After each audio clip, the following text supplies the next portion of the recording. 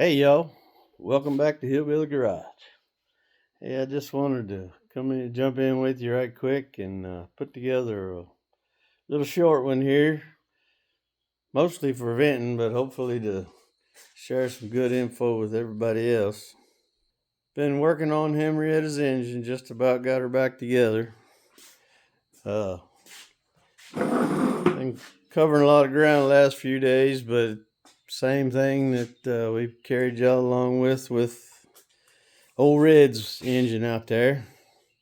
Like I said, put a camshaft and lifters in it, and putting a few seals, and that's what brings me to today. When I first bought this old girl, I had to put a water pump in it. It was legitimately coming out of the weep hole, so it was definitely the water pump.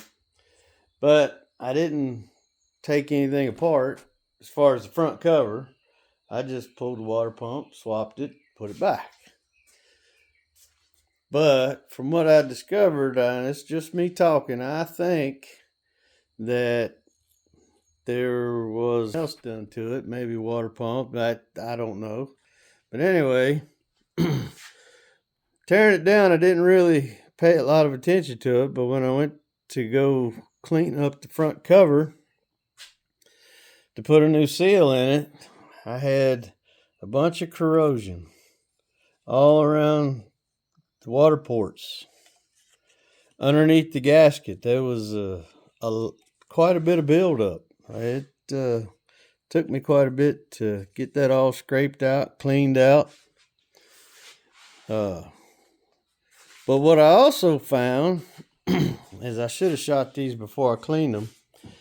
But the bolts that go around the water jackets, which are like these two long ones and a couple of the short ones, were corroded from one end to the other. You can still see some of the staining on this one. All the way from front to back, underneath the washers, everything. Corrosion and thread sealant. So that tells me for sure that somebody had this front cover off before I bought it. Don't know why. I hope it wasn't another cam and lifters, but anyway. Yeah, and pretty much all the bolts had thread sealant on them. There are no holes for this front cover that go into water jackets. They're all blind holes, except for the top one. It's the only one that's through. But the rest are blind holes. And I've checked them with a light, looked around with a screwdriver, just in case it was something I was missing. But no, they do not go into water jackets. They absolutely do not need thread sealant. And just so happened, I did happen to come across a video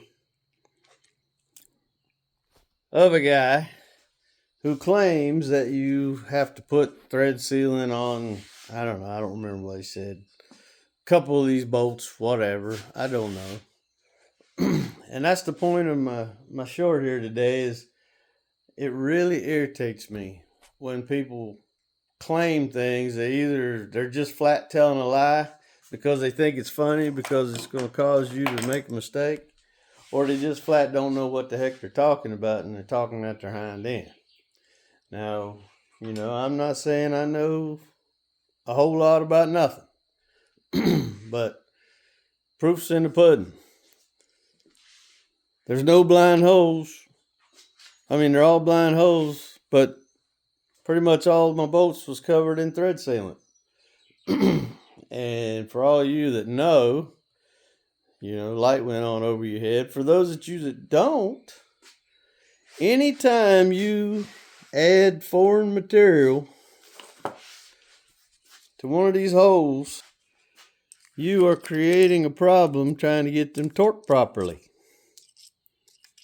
Because there's nowhere in this hole, yes, there's somewhere for the stuff to go when you put on there. But in these holes, all it does is create a blockage, a hydraulic wedge, a hydraulic block that is going to keep you from torquing your bolts properly.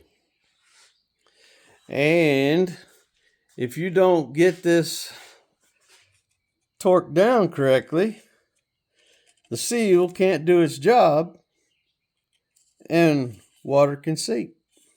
And that's, to me, that's what I'm pretty certain happened. That's why there was so much corrosion behind the seal and around the seal.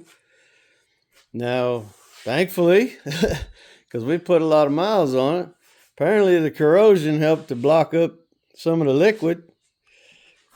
But then again, this side of the port goes right into the crankcase, down to the oil pan.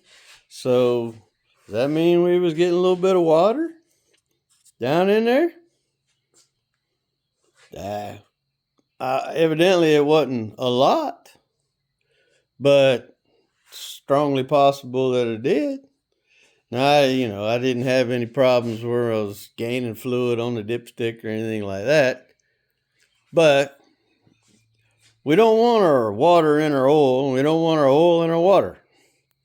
So, but you could see the corrosion that has formed. And this is clean Scotch-Brite. So that is permanent corrosion. Now, I can't feel it with my fingernail. It's going to seal up just fine. But these are the kind of things human error, as this guy from Reignited claims, are the hardest things in the world to chase down. Now, what if it would have been a worse leak and I'd have been gaining water in the oil and losing water, and how in the world would I have told where that was going? Changed every part in the cooling system, still would have had the same problem.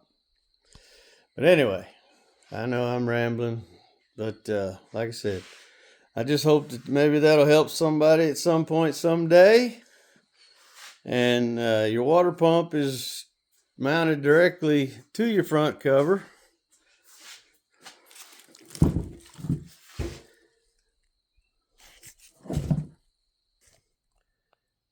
And you can see that there are no holes on the back side of your front cover that go into water. So don't need thread sealing on them either. Alrighty. Well, I sure do appreciate all of you for stopping in and visiting the Hillbilly Garage. I ask that you subscribe and like. Hit that subscription. It don't cost nothing. There's no obligation. It doesn't endanger you or make you, be able to be hacked or anything like that. It's actually pretty fun for me to know that people are jumping on and interested and looking at stuff, and the comments, we're getting comments, and I'm really enjoying that. And I want to thank everybody that has mentioned things. There's been some learned people shared some stuff with me to help me to know better in the future going forward for things of this kind, especially like oil changes and whatnot. And like I said, thank you for visiting the Hillbilly Garage, and we'll see you after a while. Bye.